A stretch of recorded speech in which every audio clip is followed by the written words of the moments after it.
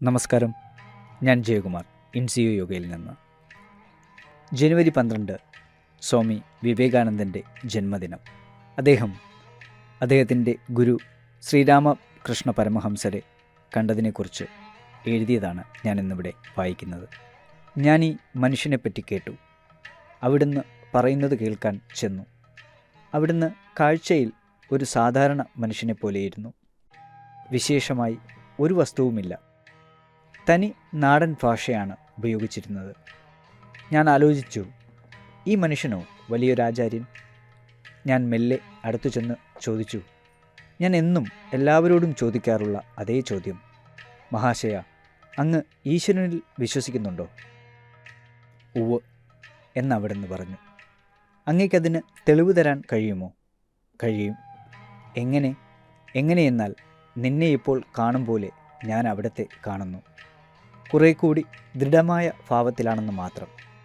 അതുടനെ എനിക്ക് സമ്മതമായി. താൻ ഈശ്വരനെ കണ്ടിട്ടുണ്ട്.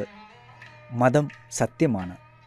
ദൃശ്യപ്രപഞ്ചത്തിൻ്റെ അനുഭവത്തേക്കാൾ കോടി മടങ്ങ് ദൃഢമായി ഇന്ദ്രിയഗോചരമാക്കാം, അനുഭവ വിഷയമാക്കാം എന്നു പറയാൻ ധൈര്യപ്പെടുന്ന ഒരാളെ അന്ന് ആദ്യമായിട്ടാണ് ഞാൻ കണ്ടെത്തിയത്. നാൾക്കുനാൾ ഞാൻ അവിടെ ചെല്ലാൻ തുടങ്ങി. മതം കൊടുക്കാൻ കഴിയുന്ന ഒരു വസ്തുവാണെന്ന് ഞാൻ നേരിൽ കണ്ടു.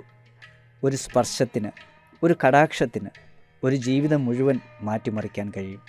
ബുദ്ധനും ക്രിസ്തുവും മുഹമ്മദും മറ്റു പല മഹാന്മാരും നിവർന്നു നിന്ന് നീ പൂർണ്ണനായി ഭവിക്കട്ടെ എന്നരുളിയാൽ അയാൾ പൂർണ്ണനാകാറുണ്ട് എന്ന് ഞാൻ വായിച്ചിട്ടുണ്ട്.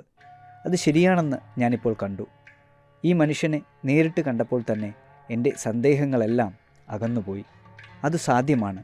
എൻ്റെ ഗുരുദേവൻ പറയാറുണ്ട്, ലോകത്തിലെ വേറെ ഏത് വസ്തുവിനേക്കാൾ സാക്ഷാത്തായിട്ട് യഥാർത്ഥമായിട്ട് മതം കൊടുക്കാനും എടുക്കാനും കഴിയും.